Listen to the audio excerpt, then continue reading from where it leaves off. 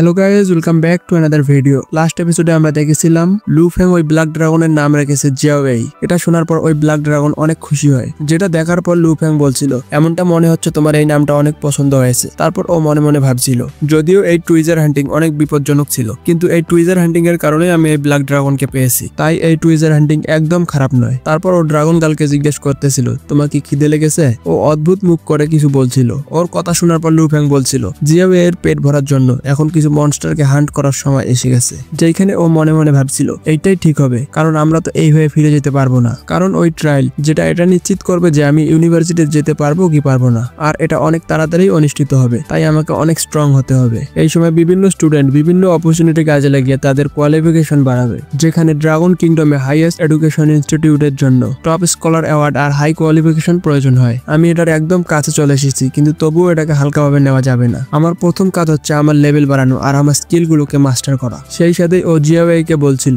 জিয়াওয়েই চলো আমরা মাউন্ট সেবেশনের দিকে যাই, ওইখানে এমন মনস্টার আছে যেগুলো ডিমের থেকে অনেক টেস্টি, আর ওগুলো তোমার অনেক পছন্দ হবে। কিন্তু তখনই ওরা কিছু আওয়াজ শুনতে পায়, আর সেই সাথে ওরা দেখতে পায় ওদের সামনে কিছু মনস্টার দৌড়ে আসতেছে, যেটা দেখার পর লু ফেং একদম অবাক হয়ে গেছে। যেগুলো দেখার পর ও বলছিল এগুলো তো প্লেজ হাইনাস, এই রক্ত পেপাসু হাইনাগুলো গ্রে ফক্সের থেকেও ভয়ঙ্কর আর শক্তিশালী। আর তারপর ও প্লেজ হাইনাগুলোর লেভেল চেক করে, আর ওদের লেভেল ছিল আনর্যাঙ্কড, কিন্তু ওরা সংখ্যায় অনেকগুলো ছিল।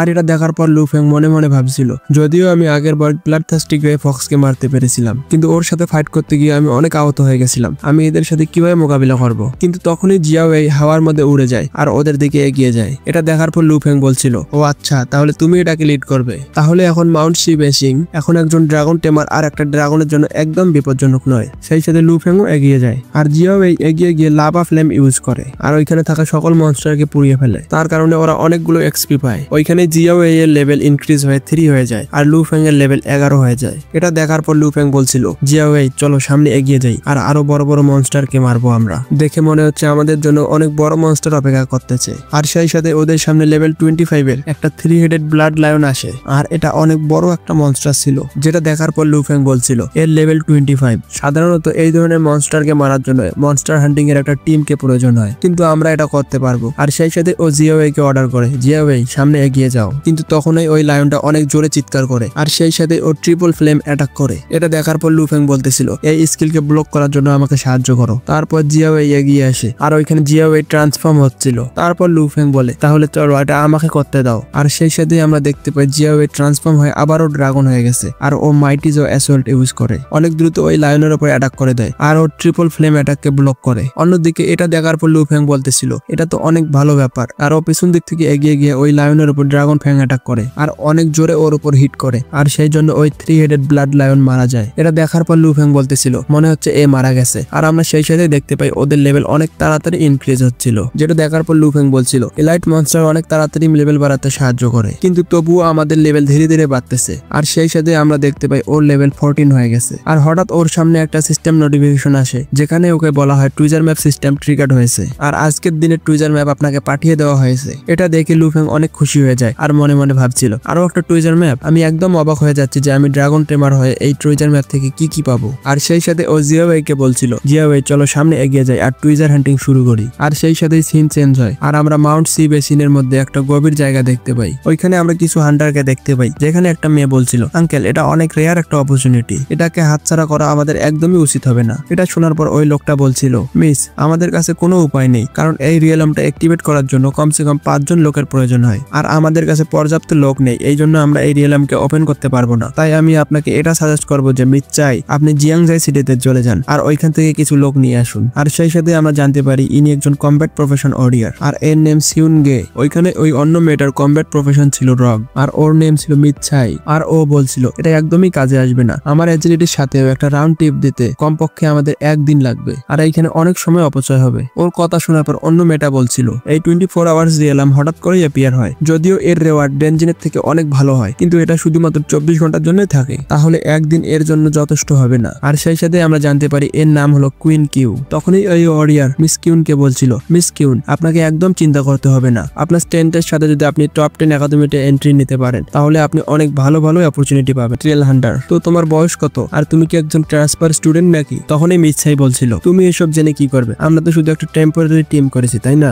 আমরা তো এর সাথে আর সামনে কাজ করব না, আর এর যদি কোনো খারাপ খারাপ উদ্দেশ্য থাকে তাহলে আমি একে সাথে সাথেই মেরে ফেলবো। সেই সাথেই ওরা সামনে এগিয়ে যায় আর ওদের সামনে কিছু ডিকেং জম্বি আসে যেগুলোকে সাঙ্গি আর ওর টিম ইজিলি মেরে ফেলছিল। কিন্তু তখনই কিছু জম্বি সাঙ্গির উপর অ্যাটাক করে দেয়। এটা দেখার পর ওদের টিমেরই একজন জিয়াও ওকে বাঁচিয়ে নেয়। এটা দেখার পর সাঙ্গি বলতেছিল, জিয়াও অনেক ভালো কাজ করেছো, তোমার কাজ দেখে আমি একদম ইমপ্রেস হয়ে গেছি। আর সেই সাথে সবাই ওই জম্বিগুলোকে মারছিল। সেই সাথে লু ফেং মনে মনে ভাবছিল, একজন ওয়ারিয়ার, একজন রোগ আর একজন নাইট যা টেলিপোর্টেশন গেটকে গার্ড করতেছে। সত্যি এই টিম অনেক ভালোভাবে কোঅপারেট করতেছে, স্পেশালি সাঙ্গেই যে লেভেল 20-র একজন ওয়ারিয়ার, যে কিছুদিনের মধ্যেই সেকেন্ড ক্লাসে যাবে। কিন্তু তখনই আমরা কুইনকে দেখতে পাই, ও ওর ম্যাজিককে ইউজ করে আর হলি লাইট স্টার রেইন নামে একটা স্পেল কাস্ট করে, যেখানে অনেকগুলো স্টার লাইট বাইরে বেরিয়ে আসে আর নিজের সাথীদেরকে বাপ করে আর ওদের হিল করতেছিল আর ওগুলো শত্রুদের মারছিল। আর সেই সাথেই ও লু ফেংকে বলছিল, এটা আমার ক্লাস এ ক্যারেক্টারিস্টিক হিডেন ক্লাস হলি লাইট মেজ, এটা অ্যাটাক আর হিল দুই জায়গায় করতে পারে। যদিও এটার কারেন্ট ড্যামেজ অন্য মেজেদের থেকে কম, কিন্তু এর হিলিং পাওয়ার অনেক বেশি।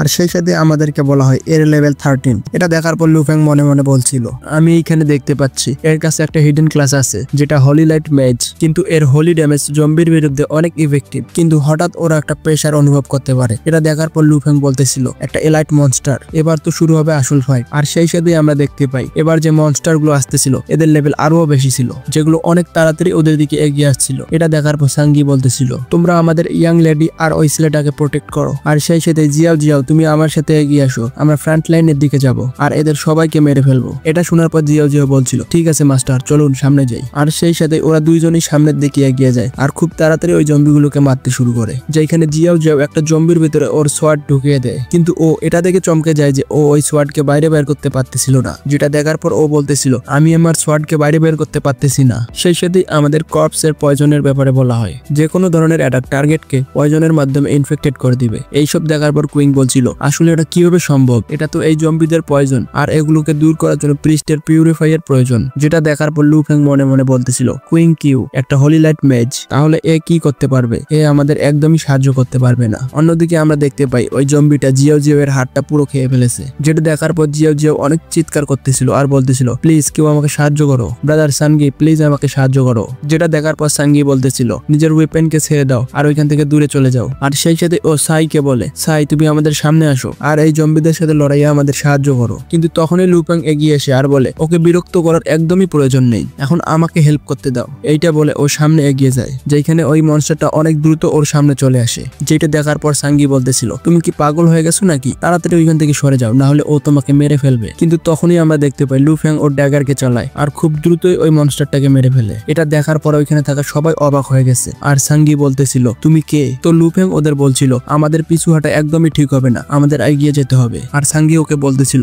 আমাকে একটা কথা বলো, তোমার লেভেল কত? একজন নিউলি ট্রান্সফার স্টুডেন্টের পক্ষে এইসব করা তো একদম অসম্ভব। কিন্তু তখনই কুইং জিয়াওকে বলতেছিল, প্লিজ ওইখানে দাঁড়াও আর আমাকে তোমাকে হিল করতে দাও। ওইখানে লু ফেং বলতেছিল, আমি শুধুমাত্র লেভেল 14-এর একজন স্টুডেন্ট আর এখানে মিথ্যা কথা বলে আমার কোনো লাভ নেই, আর এইখানে আমি গ্রেড এক্সাম প্র্যাকটিসের জন্য এসেছিলাম। আর তখনই কুইং ওকে বলতেছিল, গ্রেড এক্সাম প্র্যাকটিস, তাহলে তো তুমিও আমার মতো সেম ইয়ারে আসো তাই না? আর কুইং মনে মনে ভাবতেছিল, একজন লেভেল 14-এর স্টুডেন্ট যার অ্যাটাক পাওয়ার আঙ্কেলের থেকেও অনেক বেশি, যে লেভেল 28-এ আছে, আসলে এটা কিভাবে সম্ভব? কিন্তু তখনই ওর পেছন থেকে একটা মনস্টার অ্যাটাক করে দেয়। এটা দেখার পর মিস জিয়া বলতেছিল, কুইং তোমার পিছনে দেখো, এটা তোমাকে মেরে ফেলবে। কিন্তু তখনই ওইখানে লু ফেং আসে আর এগিয়ে গিয়ে ওই মনস্টারটাকে মেরে ফেলে। আর ও ওইখানে বলতেছিল, এই ভিলেজের জম্বিদের লেভেল অনেক বেশি, তো তাই আমি ফ্রন্ট লাইনে থাকবো আর সব মনস্টারদের মেরে ফেলবো। সবাই কি আমার সাথে সহমত আছো? এটা শোনার পর সবাই শান্ত হয়ে গেছে। আর ওইখানে জিয়া মনে মনে ভাবতেছিল, এটা কি ওই ছেলেই যে জিয়াংগাই সিটির মধ্যে রিসেন্টলি ভাইরাল হয়েছে? তখনই কুইং বলতেছিল, আমি তোমার উপর ভরসা করি ক্লাসমেট, তুমি আর আঙ্কেল কি ফ্রন্ট লাইনে থাকবে আর আমি জিয়াও আর সিয়াকে পেছন থেকে কভার করব। আর তাছাড়াও আমার মনে হচ্ছে মিস্টিক রিয়েলাম গার্ডিয়ান এই ভিলেজের মধ্যেই আছে। তখনই লু ফেং বলতেছিল, তুমি আমাকে লু ফেং বলে ডাকবে, তো চলো এখন আমরা আরো গভীরের দিকে যাব।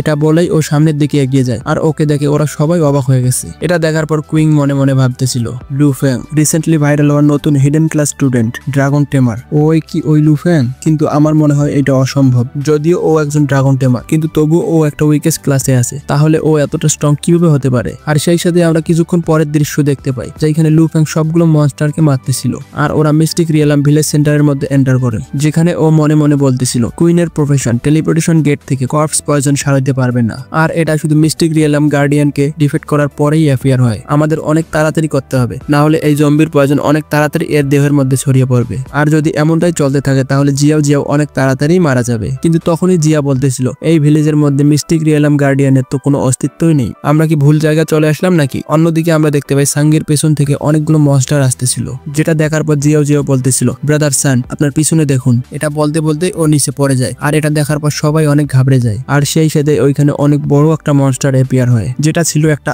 আয়রন স্কিন জম্বি, আর এর লেভেল 20, যেটা দেখার পর মিস জিয়া বলতেছিল দ্য মিস্টিক রিয়েলাম গার্ডিয়ান অ্যাপিয়ার হয়ে গেছে। আর তখনই ওই জম্বি এগিয়ে আসে। এটা দেখার পর লুফেং মনে মনে ভাবতেছিল জিয়াও জিয়াও এর অবস্থা এখন একেবারেই খারাপ। ওর অবস্থা এতটাই খারাপ হয়ে গেছে যে আয়রন স্কিন জম্বিকেও জাগাইতে পারছে। তাহলে আমি যেটা ভাবতেছি সেটা একদমই ঠিক। তো চলো এখন এগিয়ে যাই আর এই জম্বিকে মেরে ফেলি। আর সেই সাথে ও বলতেছিল সবাই তাড়াতাড়ি এই জম্বিকে হারাও, না হলে ও জিও জিওকে অ্যাবজর্ব করে ফেলবে। যেটা দেখার পর সাঙ্গি এগিয়ে আসে আর মুনলাইট স্ল্যাশ ইউজ করে, কিন্তু ওই আয়রন স্কিন জম্বির কিছুই হয়নি। এটা দেখার পর সাঙ্গি বলতেছিল এটা কিভাবে সম্ভব, আমার অ্যাটাক তো একটা স্ক্র্যাচও করতে পারেনি। অন্যদিকে লুফেং এগিয়ে আসে আর ও মনে মনে ভাবতেছিল যদি আয়রন স্কিন জম্বি কর্পসের পয়জনকে অ্যাট্রাক্ট করতে পারে তাহলে এত ধীরে কাজ করাটা একদম উচিত হবে না। সেই সাথে ও অনেক জোরে এগিয়ে যায় আর ওই আয়রন স্কিন জম্বির উপর একটা অ্যাটাক করে। ওই অ্যাটাকের পরে ওর কিছু হয়নি। যেটা দেখার পর লুফেং বলতেছিল আমাদের আরো হিট করার প্রয়োজন, আমাদের শুধুমাত্র আর একটু ফাস্ট হতে হবে। আর সেই সাথে ও নিজের ড্যাগারের পাওয়ার ড্রাগন ব্লাড আর্মারাইজেশনকে দেখে, আমার মনে হয় এটা কাজ করতে পারে। আর সেই সাথে ও ওই স্কিলটাকে অ্যাক্টিভ করে। অন্যদিকে ওই আয়রন স্কিন জম্বিটা ওদের দিকে অ্যাটাক করে দেয়। তখনই লুফেং এগিয়ে আসে আর বলে মিস কুইন তাড়াতাড়ি আপনার হোলি স্পেল আমার উপরে ইউজ করুন,